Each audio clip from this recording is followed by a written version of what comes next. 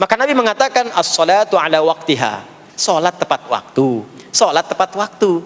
Maksudnya kamu ke orang tua udah bagus, ke ibu kamu memuliakan, ke ayah kamu luar biasa. Cuma kemuliaan itu juga harus kamu lakukan takrimnya kepada Allah. Salat tepat waktu. Ya, jadi dasarnya seperti itu. Di salat tepat waktu itu di antara amalan yang sangat dicintai oleh Allah dan Rasulnya dalam kondisi yang normal dan standar. Dalam kondisi yang kita dilibatkan pada kondisi tertentu yang tidak ideal, tidak standar, maka adalah bab fikih namanya mustasnayat, pengecualian disebut dengan darurat. Maka kaidahnya berbunyi ad-daruratu tubihul mahdzurat. Darurat itu menjadikan yang tadinya tidak ideal menjadi boleh, bahkan terkadang wajib dilakukan.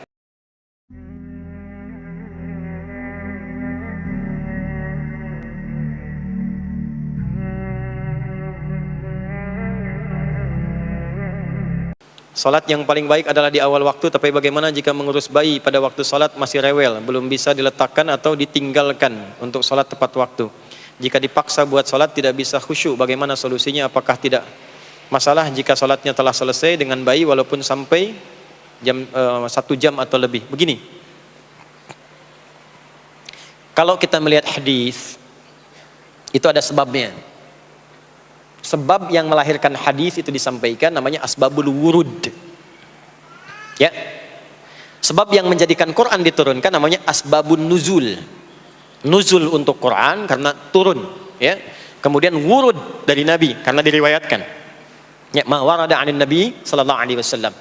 Nah, hadis tentang salat pada waktunya itu ada seorang sahabat datang kepada Nabi sallallahu alaihi wasallam. Sebetulnya kisahnya ada 2. Ini menarik nih, yang satu pergi, ya datang yang satu lagi. Yang satu itu sholatnya rajin, cuman pada orang tuanya belum maksimal, bukan nggak baik, belum maksimal kebaikannya. Maka ketika dia bertanya, ya apa amalan yang paling disenangi oleh Allah dan Rasulnya? Ya, maka Nabi katakan birrul walidain, berbakti kepada kedua orang tuamu. Ya Rasulullah, ya ayu amali afdal. Ya Rasulullah, apa amalan yang paling utama? Kata Nabi birrul walidain. Lalu datang yang kedua, ke orang tuanya baik, cuman sholatnya belum konsisten tepat waktu. Maka ketika bertanya, ya Rasulullah, ayu amalin afdalu indallahi wa rasuli, ya Rasulullah, amalan apa yang paling utama di sisi Allah dan Rasulnya? Atau kama qala Rasulullah sallallahu alaihi wasallam, atau kama qala as-sa'il.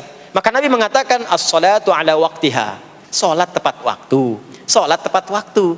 Maksudnya kamu ke orang tua udah bagus, ke ibu kamu memuliakan, ke ayah kamu luar biasa. Cuma kemuliaan itu juga harus kamu lakukan takrimnya kepada Allah. Salat tepat waktu. Ya, jadi dasarnya seperti itu. Di salat tepat waktu itu di antara amalan yang sangat dicintai oleh Allah dan Rasulnya dalam kondisi yang normal dan standar. Dalam kondisi yang kita dilibatkan pada kondisi tertentu yang tidak ideal, tidak standar, maka adalah bab fikih namanya mustasnayat, pengecualian disebut dengan darurat. Maka kaidahnya berbunyi ad-daruratu tubihul mahdzurat.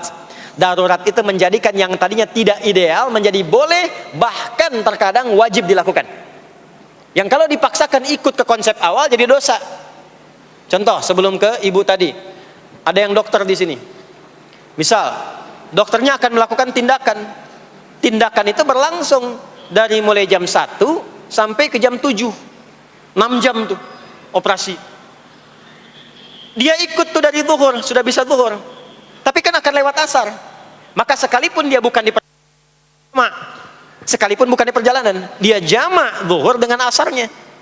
Jangan sampai ketika dia sedang membedah, lihat jantungnya, baru mau solusi diberikan tahapan-tahapan pengobatan, asar berkumandang, Allahu Akbar, Allahu Akbar, sholat tepat pada waktunya. Mohon maaf ya, sholat dulu. Itu bisa celaka itu, secelaka.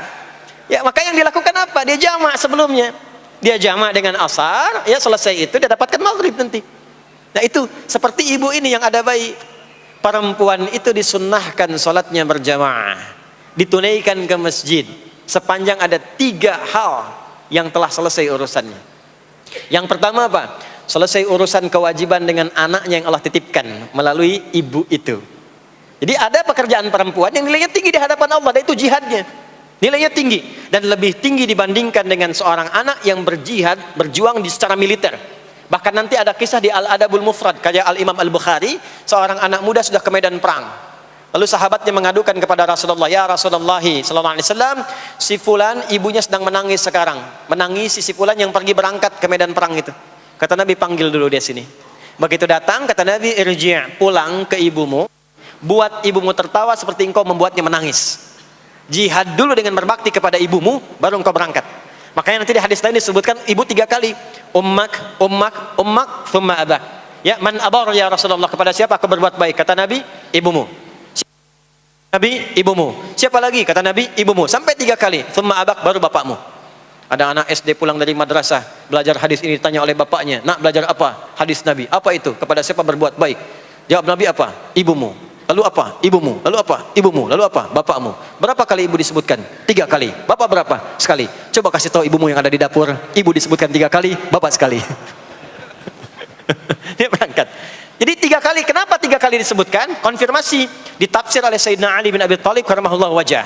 Kata Sayyidina Ali, dan beliau jenius, termasuk jenius matematika. Sayyidina Ali bin Abi Thalib buka kitab namanya Al-Jawahir karya Syekh Tantawi Jauhari. Di kitab jilid yang terakhir itu ada tentang kejeniusan Sayyidina Ali yang memecahkan masalah matematika dengan pendekatan Al-Quran. Saya balik ke yang tadi. Kata beliau, seorang ibu dimuliakan 3 kali di hadis dibandingkan laki-laki karena ibu punya 3 keistimewaan yang tidak dimiliki laki-laki. 1, mengandung, laki-laki tidak. 2, melahirkan, laki-laki tidak. 3, menyusui, laki-laki tidak. Maka ketika ada seorang ibu tengah mengandung, melahirkan, dan menyusui, itu dimuliakan oleh Allah, perjuangannya jihad. Dan dalam masa-masa itu, mendidik awal-awal di awal itu ada toleransinya, ada daruratnya. Jadi kalau anak menangis butuh perhatian, dan itu bagian dari kewajiban, jangan dipaksakan kemudian, mohon maaf, tinggal dulu, berangkat dulu ke masjid, pulang lagi, anak dalam keadaan haus, tertinggal, jauh dari kasih sayang, itu nanti bisa berhukum dosa di dalamnya.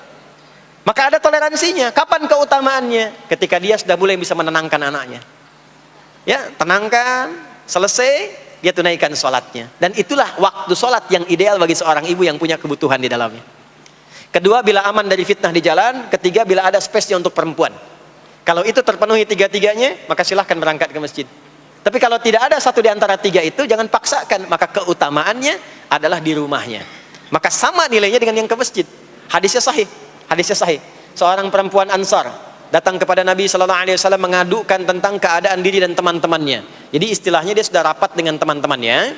Tolong tanyain dong sama Nabi, enak banget jadi laki-laki, ke masjid bebas, jihad bebas, haji bebas tanpa mahram. Tanyain dong. Maka diutuslah seorang perempuan mewakili teman-temannya itu. Maka ketika mengadu kepada Nabi, kata Nabi, sampaikan pada teman-temanmu itu. Bingung perempuan itu. Karena nggak pernah cerita kalau dia diutus. Kata Nabi, sampaikan pada teman-temanmu itu apa yang dilakukan oleh laki-laki, suami-suamimu di luar rumah, sepanjang engkau ridha dan engkau punya tanggungan mengerjakan di dalam itu, kama qala Rasulullah sallallahu alaihi wasallam, maka apa yang dikerjakan suami di luar rumah, engkau mendapatkan pahala yang sama tanpa dikurangi sedikit pun. Suami ke masjid, sholat subuh berjamaah, ibu tidak memungkinkan keluar karena ada tanggungan, disiapkan keperluan suami, berangkat, titip ridhonya, minta didoakan kepada Allah. Itu pahala suami sholat di masjid, ibu mendapatkan yang sama tanpa dikurangi sedikit pun. Ya. Dan lebih dahsyat lagi hadis yang lain, riwayat Abu Hurairah. Idza maridal abdu, atau kama qala Rasulullah sallallahu alaihi wasallam. Qala Rasulullah sallallahu alaihi wasallam, kama qala, idza maridal abdu aw safar, kutiba lahu mithla ma kana alaihi muqiman sahiha. Jika seorang hamba sakit atau safar berpergian, ya, atau dalam kondisi yang uzur, tidak bisa menunaikan amalan rutinnya saat dia sehat dan sedang mukim. Saat sedang sehat, sholat sunnah, tahajud, ya, baca Quran. Tiba-tiba apa?